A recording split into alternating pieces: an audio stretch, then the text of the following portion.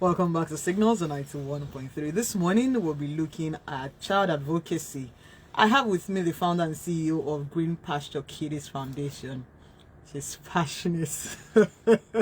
She's passionate, committed to children's advocacy, whose trust is to help kids in developing countries, and has actively worked with children and families in slum communities, hospitals, orphanages, and public schools. She sees herself as one of the tools that will be used in alleviating global poverty, both the poverty of the mind and of the pocket. She's driven by great compassion, and she's not a fan of handouts. She strongly believes that helping people should also be driven by discipline and accountability. She currently works as a project manager, and she has worked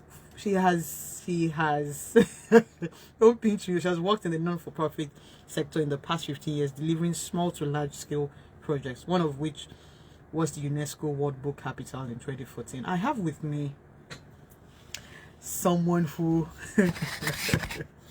I remember at the time when we met, and she was doing something with the slums in Iponre, and she will call everybody, Oshodi, Tokwe, oh yeah, we are going. And she's been forever passionate about kids. I have with me Tolulope Shodunke.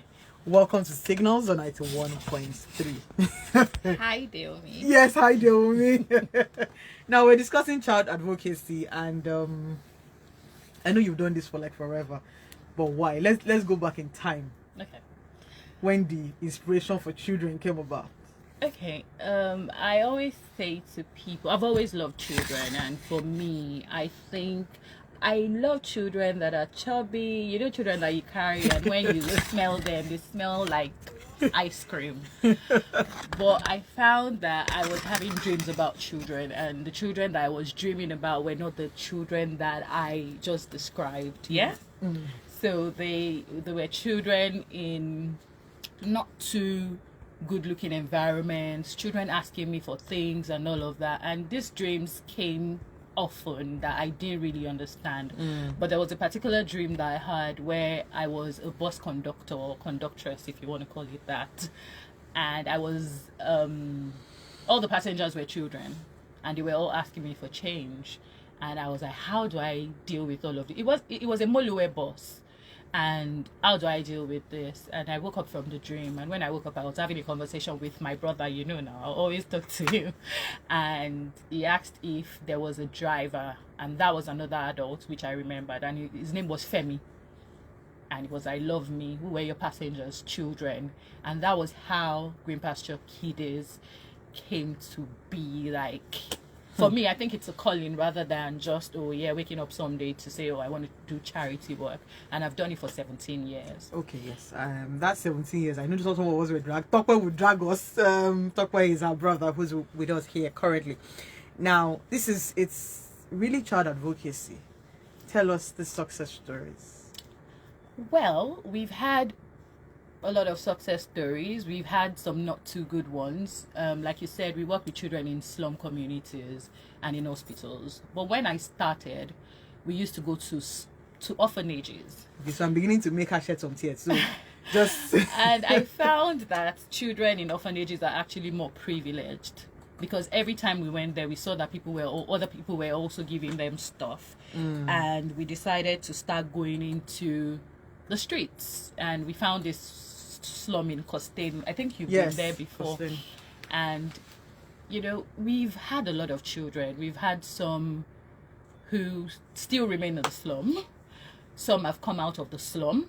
The people who took us into the particular slum that we work in no longer live in the slum. Yes. So they help children there get out of the slum and become good.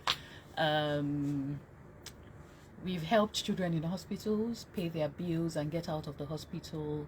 For me, it's just compassion for people that are vulnerable. Now, tell us a bit about the children who still stay in the slum even after getting help. Okay, so the type of help that we give, we focus on education, welfare, and health. we really can't take everybody out of the slum. You know that. I'll have to like build houses for them. Posh but that's in the pipeline. environment. Yeah, that's a long-term goal. Goal? Yes, absolutely. But what we do is we have a project called Nurture One, and what I do is I try to get friends and family to support a child. So they have monthly payments that they put into the account to support the children's education, and then we kind of mentor the children. So we don't just provide help and walk away. We watch them grow from when we start to contribute towards their education, and we see their growth pattern. Some of them still want to go to school, some of them don't want to go to school anymore.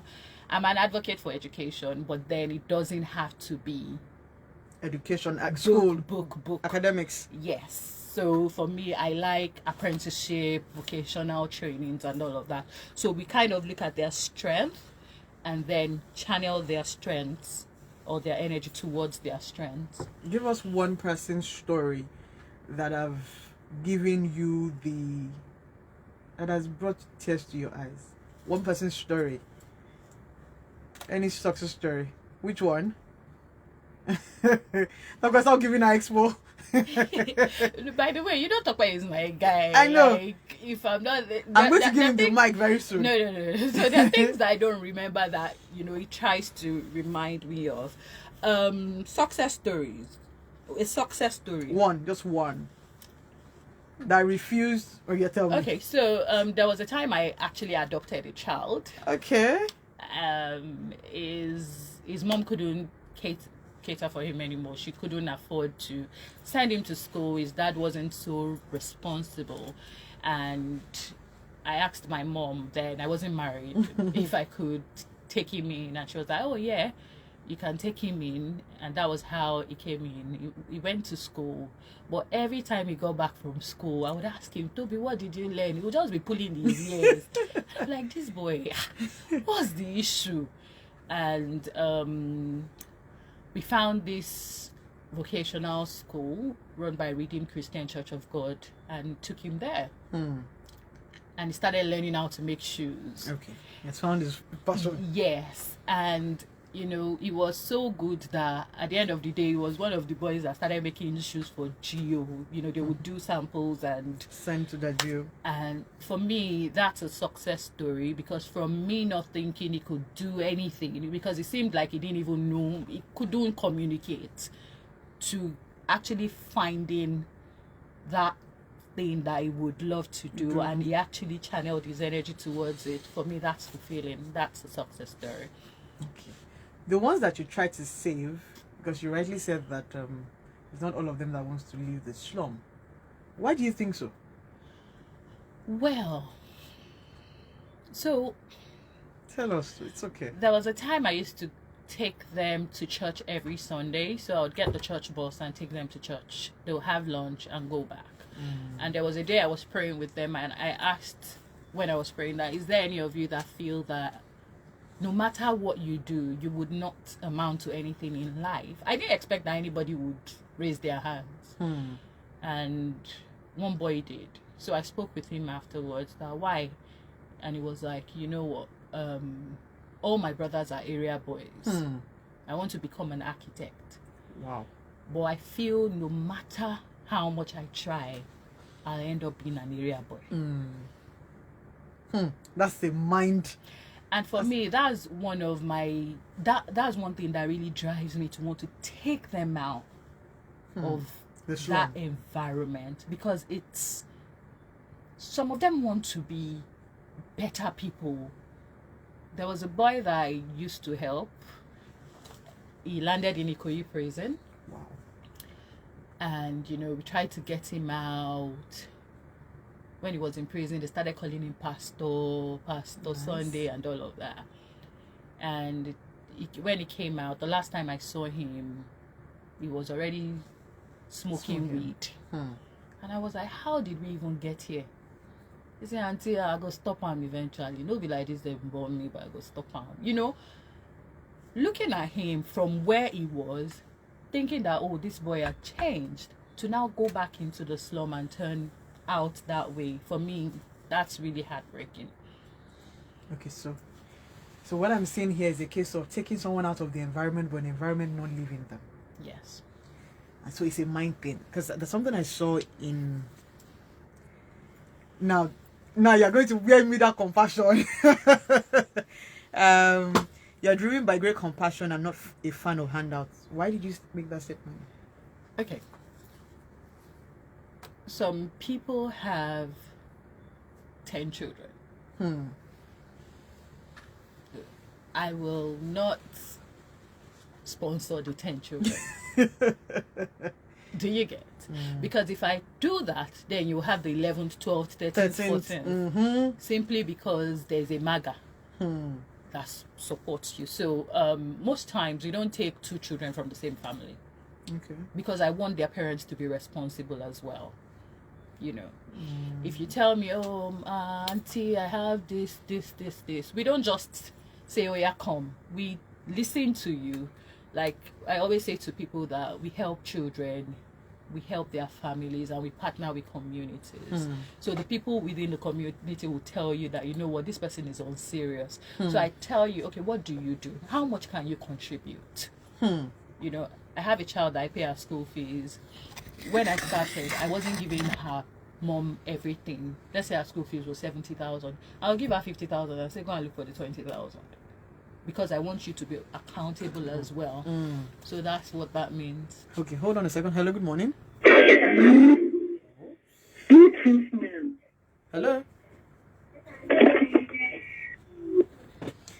Okay, if you have questions or comments, you can send us a WhatsApp message 009-234-5913. You can call us 009-191-3913. We're discussing child advocacy with Tolulope Shodunke, the founder and CEO of Green Pasture's Kiddies Foundation.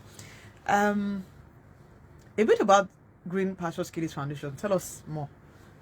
Green GPK. That's how you call it. GPK, Yes. Tell us a bit about it. Okay. Which area? From the beginning, how we moved from the dream to reality, and to action. Okay. What are we doing currently now? Okay, so we have different projects that we do. I think it was Val for Kids that you used to attend. That we used to do yearly. We have Love in a Box that we do during Christmas. Okay, Easter is coming up. What are we doing for Easter? Then we do different drives, shoe drives, school uniform drives. We do back to school where we revamp classrooms because some of the public school classrooms are not really suitable for learning. So we try to revamp the classrooms. We are having a boot camp this month. I think next week actually. Because we are trying to work on their minds. Some of them haven't gone out of the slum in that way. So we are having a 2-day boot camp on Wednesday, the 27th and 28th, where we create learning corners for them. So they have different learning corners and they would naturally just gravitate to their interest. So we have a photography, filming and entertainment learning corner. So we have a facilitator there who will take them over 2 days and they learn project photography and videography. We have the STEM corner, science, technology, engineering and maths. Yeah, where they learn stuff there. Then we have a fashion corner and we have something, these mixers that you have. Someone DJ. Not a DJ. Which one? Audio engineering learning. Is it the one that is going to take the audio? No, it's not the one. Okay. He won't take it. That's why I said he's my guy. It reminds me of things I don't remember. So they come there over 2 days, learn, and if they want to pursue that interest after the boot camp, then they kind of enroll with the facilitator because we have professionals taking them. So where are you getting these kids from to come and learn? Where are you bringing the kids from? Elijah Slum. Wow. So it's going to be a full experience. They come in the morning, have breakfast, we set the tables for them. They feel, when they experience something that is... They would always see in a rich man's house. So that they think that I can actually be this person in my real life. Yes. So that way, they start to look outside of the slum. Like, you know what? I want to come out of here. I think look outside of the slum should be the next Yeah, project. I want to come out of here, and I need to be serious at school. Or I need to be serious with this thing I want to do. So we're giving them that experience over 2 days. And on the third day, we're having a banquet for 100 children where there's proper table setting, proper caterers, waiters. They will be served. They are used to serving people. So let them be served. Like, uncle, I want jollof. Yeah. Bring the jollof. You know, like, treat them like princes and princesses. So that when they go back, they're like, you know what? I actually want this life. And then they become better. Then we nurture them. That's why it's called Nurture One. We nurture them, get people on board to pay for whatever it is that they want to do, whether schooling, whatever it is, and then watch them grow and start to bring more children out. So why did you decide that they should be served as princes and princesses? Where did that thought come from? Because they hardly get that opportunity. Okay. They hardly get the opportunity. You know, knowing fully well that it's no fault of theirs. It's not their fault. And before I went into that slum, I used to be very finicky, you know, but by the time I started going there, sometimes I go there and my brother is like, you're like these people now. I speak their language. What they say? They call me Auntie Swagger. Oh yes, talk about Yewande has always had that. Auntie Swagger, hey, Auntie, you know that guy they drink baby oku. Oh, what's baby oku? All these. Yeah, paraga. Yeah, you know we relate. But taking them out to say, you know what? Let's even leave all those things. Come and see the real life. Come and see the real life. And you know they're like, I want to experience this on a daily. I want this to be my reality. It's not every time people are slapping their heads on the road or, you know, they're hawking, selling groundnut for their mothers. That's the environment I see children taking care of children.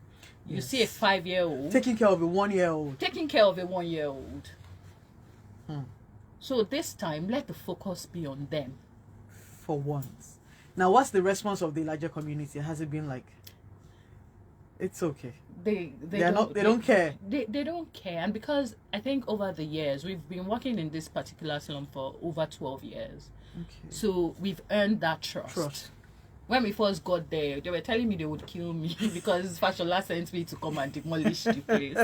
But I think we've earned that trust over the years. And, you know, every time I go there, they're happy. You know, we have foot soldiers in there. They'll call me, Mama, this, calm down. You know, so we have a relationship, and that's why I said that we partner with the communities that we go to. How's the education of the parents like? When you talk to the parents, they still don't care, or they're swamped in their own realities. They want better, but don't know better. They don't know better. If you tell them, some of them try to do better, but their situation really is like a cap. You know, so there's really not much they can do. They want education for their children. They are open to whatever good thing you bring to them, but you now saying, oh, you know what, handle it. It's failed. Now, you talked earlier on about them having 10 children. And then you picking one person out of their kids. For the 12 years you've been working with that community, have they reduced childbirth? Well.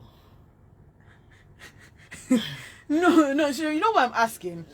Is see what I say to people is this. We have DSTV. Yeah, that we watch at home. You know, you have your phone and all of that. Sex is leisure to them. Wow. And there's no money. You say family planning. Oh, but look at it. People that have the most children are the ones that can't take care of the children. True. Because that's a form of leisure now. Sex is a form of leisure. And if they don't if they don't do family planning, what happens? So how then do we begin to educate the Yeah, so parents? that's one of the things we're trying to do now. That you know what, Stop. and don't forget, some people, their religions don't permit it. I know, but so how then do we educate them? How then do we get But you nurses can't and doctors to tell them that, okay, some religions don't They don't do. family planning? Mm-mm. We are in trouble. Mm-mm. Some religions don't. So they do, but They have their own don't method let's do- way. don't let- No. No. So it's not about because they have their method, but it wouldn't have their be- method. and that So you method know why- could be maybe like 50% or 40%. okay, so you know why I'm asking this is because for us on the other spectrum, what should it come back is we tend to blame them that they won't amount to anything, but they actually don't know. These parents don't know what to do, right? And you know, sometimes you can be a culture where we judge people and not knowing that their realities are quite different from us. Tell me, I've picked a girl from the street before. She was, I think she was 19. 19. Yeah, she was 19. She had 4 children. 19 for children. Yes. She had a baby. She was sleeping on the road. And in fact, I was working with Tope that night. I think it was after the star fellowship or something. And I was like, that girl, I don't think she's fine. Tope was like, whoa. Let's be going. Now you get calling. I don't get calling. Leave the girl. You know, but we took her off the streets, took her to a home for women somewhere in Oregon. I think it was owned by Daystar. Yeah. This girl ran away from the place. So we're back to the mental. We're back to the mindset. Okay. It signals on 91.3. We're discussing child advocacy with I call her Wendy. But official name is Tolulope Shodunke. She's the founder of Green Pasture Kiddies Foundation. And if you have questions, comments, you can call us or send us a WhatsApp message on 009-234-5913. Or you can call us 009-191-3913. Now, what's the role of the government in all of this?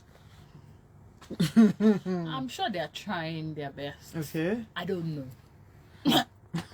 I really don't know, but I'm sure they're trying their best. I think the first year we went into the community, I saw polling booths. Okay. So they are aware. They are aware. They But should be aware. what they do for them, I don't know. There was a time I was trying to build toilets for them because they didn't have toilets. So they would build planks on water and don't give water. And they still had to pay to use that. But when we're trying to do the toilet project, I found out that the people who had stakes in it, the Bale will say, use my land. One madam will come from somewhere, I can't use this land. Another person will come use it. So it felt like they were still going to exploit the people, which I didn't want to happen. Because it was just meant to be a toilet for the community. Okay, so it's one thing to want to take them out. It's another thing for them to say we like where we are. Yes, so it's easier to work with children. My It's charity better. is about children. It's easier. Children learn languages quicker. They learn. If you Quickly. take a child out of a place, the child will adapt in no time. Parents, they've been formed. They are already formed. Let's just leave them. They'll So- wing their way out of it. So- but the innocent kids that did not plan to be born in that environment. Now, what's the long term? I like what you want to do with the boot camp, right? Where they would be served. Tell me again, because there's a way you painted it. So it means that they're coming into an environment where, is it a buffet kind where they pick what they want? It would be like, how you go We to get weddings waiters. and the waiter will just come to you And serve serve them. you. You have drinks. Then we'll have like a talk show for some of the beneficiaries. Okay. Yeah, some of the beneficiaries to tell their experience over the years. What they would want change in the lives of their children, even in their own lives as well. Now, the kids that are coming to the boot camp, how are you selecting them? What age to what age? 10 to 16. Okay, 10 to 16. And you know what I really wanted, you know? I Yes. wanted a house like Big Brother, you know, that kind of setting. Feeling. Have them stay for 3 days, you know, there's shower, there's proper toilet, you know, they wake up in the morning, we have sessions, you know, that's my long-term goal. it will happen in the news. That's what I really want, because I want them to see, oh, is this how a proper bed looks like? Is this how a proper room looks like? Is this how a proper kitchen looks like? Do you get? What do you expect after that boot camp to happen? Well, after the boot camp, I'm hoping more children will get on the Nurture One scheme, where they would get people to kind of, I call it virtual adoption. So it's not adoption that they come and live in your house. Okay. It's just a sort of adoption where you are responsible for a child. So you make a monthly contribution towards that child's education, welfare, and health. Feeding. Yes. And you have progress report on this child from time to time. So you kind of imagine if I had 1 million people sponsoring 1 million children in different parts of the world, you know, and over 10 years you can see, oh, this child is now a doctor simply because you were giving 20k, 10k, whatever a month. So imagine how many candles one candle would have lit. Now I'm looking at looking back at the project you've done in the past 17 years. If you look back, what do you see? I see growth, I see fulfillment, and the land is green. Like, there's still more work to do. Okay. There's still more work to do. I don't think I've scratched the surface, you know, and I know a lot of people are doing things as well, which is, you know, it gladdens my heart. We are partners. We are all trying to make things better. But I just see, for me, all I just want is for children to also feel a sense of fulfillment. Where you live shouldn't determine whether you live. Do you get? Where you live shouldn't determine whether you live. Oh yeah, expatiate the Oyinbo well. So living is not just about waking up, you know, doing the normal things expected, like, oh, wake up, eat, sleep, use water, and all of that. Truly living is you fulfilling purpose and destiny. Not knowing that. So if you're not fulfilling destiny, you're not living. Preach. So where you live shouldn't determine whether you fulfill purpose or not. So what we then need to do, and I'm not talking about myself alone, generally, people that, if you're better than the next person, you have the opportunity to help someone. So help that person fulfill purpose. Now, let's quickly look at the kids, right, that you've been opportuned to help. How do they relate with their other friends, sisters, brothers when they go back? So they become the candle. Okay. So whatever it is they learn, whatever it is they've been taught, they come home. So, and that's not to say that we can't, you know, support more than one child in a family. But then in terms of, if some parents are irresponsible. you want to nail it very well. Some parents are irresponsible. So once you say, okay, I want it to my help, funny, you know how they say, and they don't do anything. You just say that they are drinking paraga the whole day. You know? Okay, it's still signals, and we're discussing child advocacy.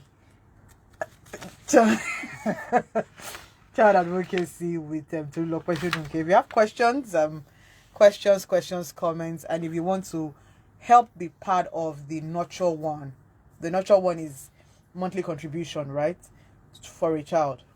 Okay, you can call us 009-191-3913, or you can send us a WhatsApp message 0809-234-5913. Now, how do you ensure that children's voices and their perspectives are included in your decision-making processes? I have conversations with them. Okay, tell us a bit. I don't just listen to the parents. I talk to the child. What do you want to do? You know, what do you want to become in future? Are you happy? And tell us some of their responses. See, it's deep. I've asked the child before, what do you want to become in future? He said, roadside keke mechanic. Okay. Roadside keke mechanic. Is that a good or a bad thing? It's not context. Well, it's a good thing. You can help that child tailor that thing. Okay, true. Do you get? Mechanical engineer. True. You know? And, it Fine has... tune. But take out the slum part. The poverty part. The poverty part. It is. Take that part out and polish that thing he wants to become. Help him see that beyond roadside, there is more to life than just being that. Yes. Because it's a great ambition. It is. At the stage he is. It's like a child saying to me, I want to be an Obioma. No, that's... Yeah, but that's a fashion designer. Yes. But the thing is the child is limited by his environment, and that's why the facilitator for the filming and the photography corner, for example, is a product videographer. I think he studied in India. He's a professional. They see kpakpakpuku in their environment, photographer. They do too. No, I'm not bringing them in to come and see that. I'm bringing them into experience. It's magic. True. Their eyes bloom. See, their responses to stuff. Sometimes you laugh, sometimes you want to cry, but they are alive. And they are alive, and they deserve better.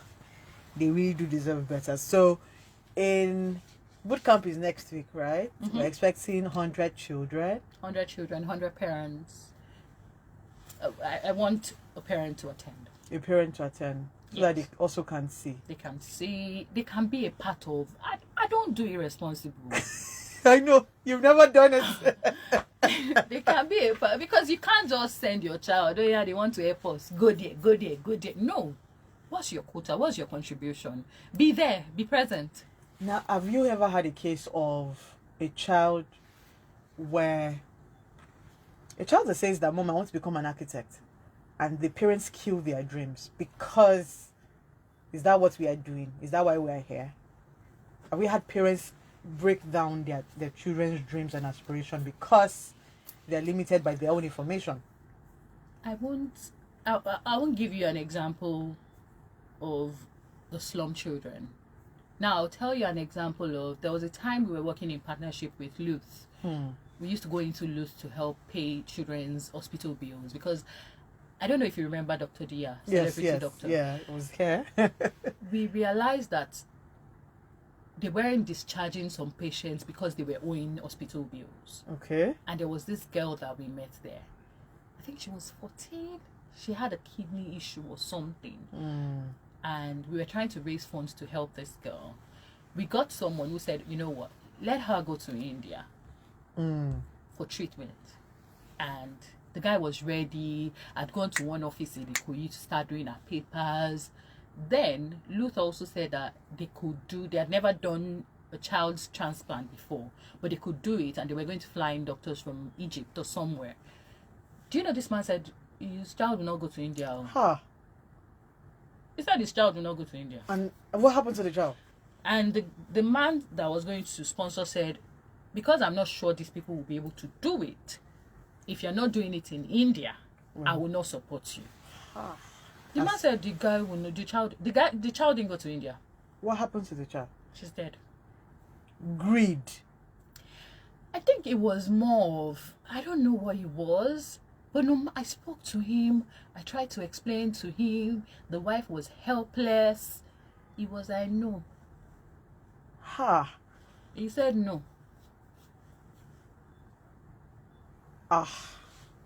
What? Okay, so the Nigerian part of me said, what kind of prayer do we pray to that one like this? The man said no. The child and he was comfortable with the child dying against getting help. The child didn't go to India. They had the transplant done here.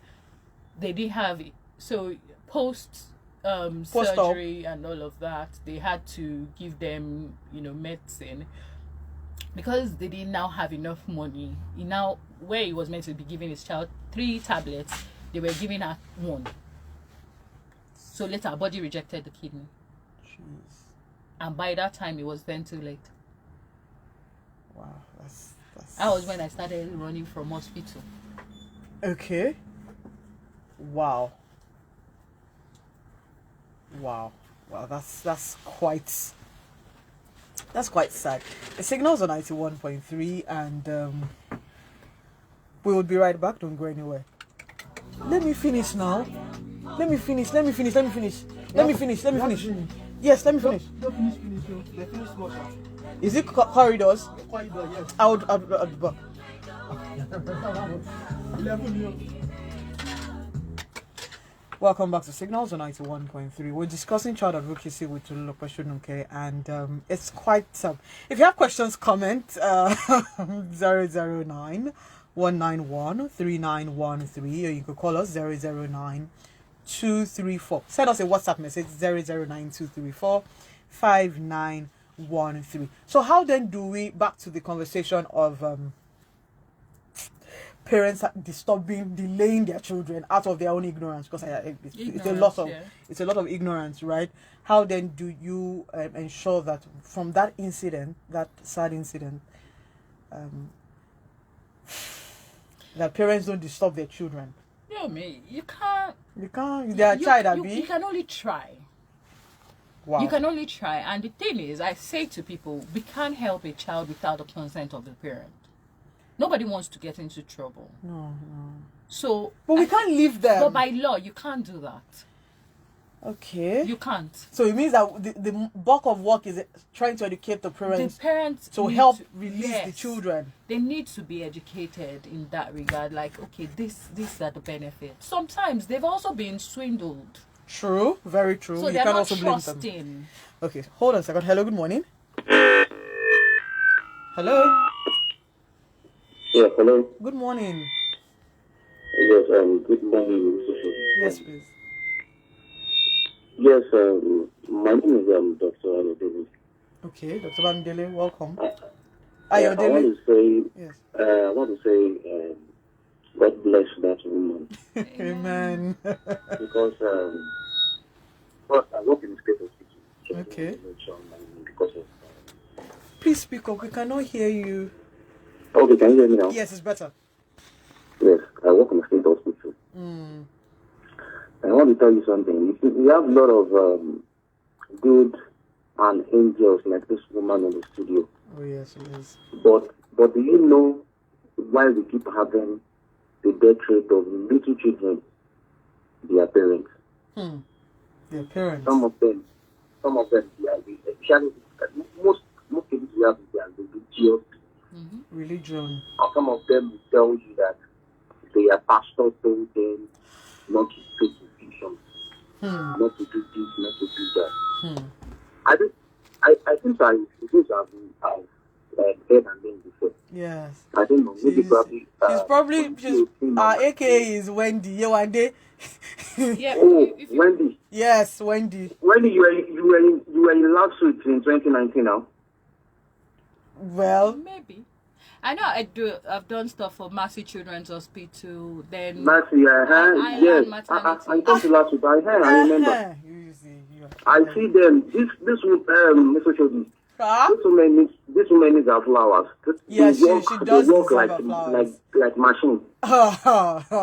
Thank you. Do you know when somebody that this is not your daughter, but you keep running up and down to get files, to get doctors, Yewande is like that. Yewande is like that. That you don't know. So most of the time, because I'm not in the children department, but I see the runnings of all these agencies. I was like, kill all people you said, give me, touching wrong, See, let me tell you one thing, Nigerians are great people. Yes. We have wonderful people like this woman on the studio, wonderful people there. But I think the advocacy now needs to go to these parents. Yes, so we need to educate the parents. Of these young women or these young children. Okay. Because of whatever you believe in. Thank you so much. Let these children live. Let them live. And like what most of my colleagues do say, only if they understand the work these women put into. Most of them uses their money. This is what we are saying. Some of them, I've seen them paying for carding. Yes, I know. I'm buying medicine for these people. I see them very well. Thank you so much. But Dr. Ayodele. normally you just sit down, just keep looking at them. God bless you, madam. Thank you Amen. too. Thank you. Well, at least that's a testimonial that you did not expect. Well, we wish you the very best. Thank you. Yeah, one day. It's me, I know where I say one day. Everybody knows you. Do MC, yeah, one day. Thank you so much. Thank you so much for all that you do. Thank you, Tokbe. Thank you. Thank you, Tokwe. Yes, Tokbe is the dream interpreter. That's my G, my guy. Right, and so how then, if people want to partner with you, how then do they partner with you? Well, you can send an email to info@greenpasturekiddies.com. Don't use Oyinbo. Say it Nigerian way. info@greenpasturekiddies.com. You can follow us on Instagram at GP Kiddies, or you can come for the event as well. I always like people to come and see. So Good Friday is a public holiday. Okay. It's at a co-club in Surulere. Okay. Blessing Hall at a co-club in Surulere. You can come volunteer, come support the children and all of that. Okay, so one more. What's the future for Green Pasture Kiddies? Expand. How? Expand our reach. So how many more kids do we want to reach? 1 million. That's the goal. Okay, it will come to fruition. At least 17 years is not a waste. Thank you. Thank you. Thank you so having much. me. So we'll come your way again next week, Saturday, like we always say. Parents, I know that it's a lot of hard work to bet kids, but please let our 9 months not go in vain. Have a wonderful week. My lines, where are my lines again? Where are my lines, God? I need my lines to come back. My lines has to come back. Okay, that line must come back. Treat other people well, and because people will be people, keep treating them well. Have a wonderful week and God bless.